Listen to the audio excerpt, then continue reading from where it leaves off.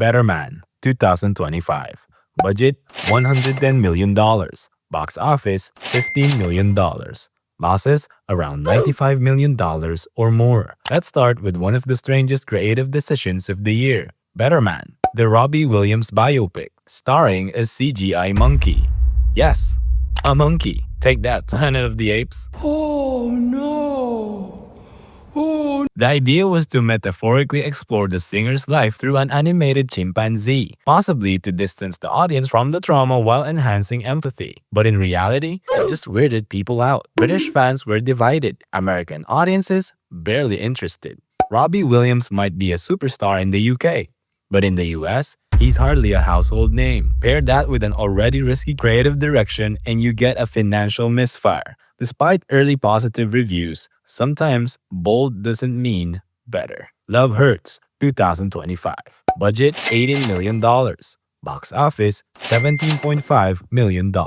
Losses, around $1 million or more. Love Hurts on paper had everything. Two Oscar winners, Ke Kwan and Ariana DeBose, guns, drama, and emotional stakes. But execution, not so much. The retired hitman trope is beyond saturated, and this film offered nothing new. Audiences were already tired of the John Wick copycats, and despite the star power, poor word of mouth and weak reviews killed its momentum. Love Hurts became yet another cautionary tale of style over substance in a crowded genre. Snow White, 2025.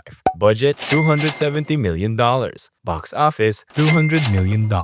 Losses, around $70 million or more. Then came the most controversial film of the year, Disney's Snow White remake. Rachel Zegler's comments in interviews criticizing the original film and downplaying its legacy, fans of the classic felt insulted. I just mean that it's no longer 1937. While others saw it as just another soulless cash grab. Despite Gal Gadot's star power and lavish production, Snow White opened to underwhelming reviews and disappointing box office numbers. With its massive budget, Disney took a major loss. And rumor has it, upcoming live-action remakes like Tangled and Hunchback are now on ice. This one didn't just flop. It may have prevented another multiverse. Mission Impossible, The Final Reckoning, 2025. Budget, $400 million. Box office, $562.6 million. Losses, probably $100 million or more. I'm a huge Tom Cruise fan. I mean, just what he did for this movie and series is insane. To bring the audience to the cinemas, doing your own stunts, and more. But we gotta do what we gotta do, you know? On paper, this is what it says. The Final Reckoning cost a jaw-dropping $400 million to produce, plus over $100 million in marketing. But with theater chains taking half the earnings, Paramount was never going to recoup that spend. The film's bloated budget was a result of COVID delays, Hollywood strikes, and an overcommitment to global stunts. Critics were brutal, but audiences weren't thrilled either. And in the end, even the best stunts in the world couldn't save this financial freefall. Elio, 2025. Budget, $150 million. Box office, $72 million. Losses, around $100 million or more. Pixar's Elio was supposed to be a triumphant return to form a heartfelt space adventure, critically praised and family-friendly. But financially, it cratered. With a $150 million budget and a measly $34.9 million opening weekend, Elio had the worst launch in Pixar history. While audiences generally liked it, competition was fierce and marketing was lukewarm. Pixar has bounced back before. Elemental did it in 2023. But Elio's rough start proves how hard it is to sell original animation in a sequel-driven era. Hurry Up Tomorrow, 2025. Budget, $15 million. Box office, $7.62 million.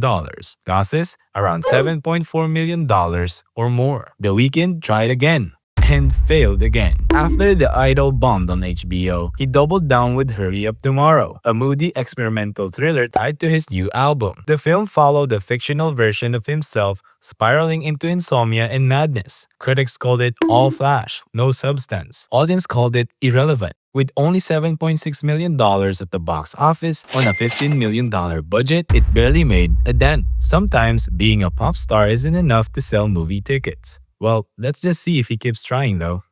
We'll see. The Alto Knights, 2025. Budget, $50 million. Box office, $9.5 million.